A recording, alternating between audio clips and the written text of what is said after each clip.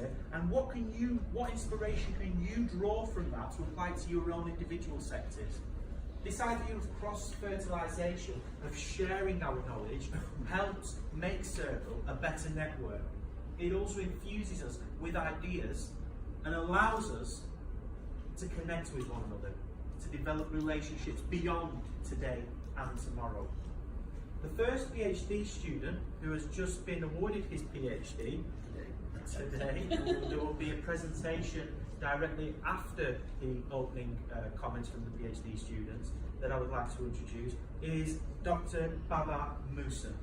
Dr. Baba Musa is the Director General of the West African Institute for Financial and Economic Management.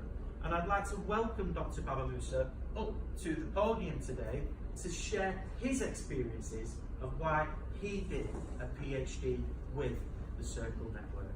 Dr. Baba Musa.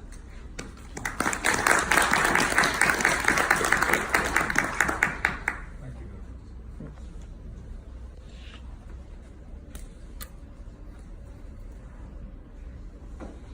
Thank you very much, Chairman. As we say in Nigeria, all protocol observed.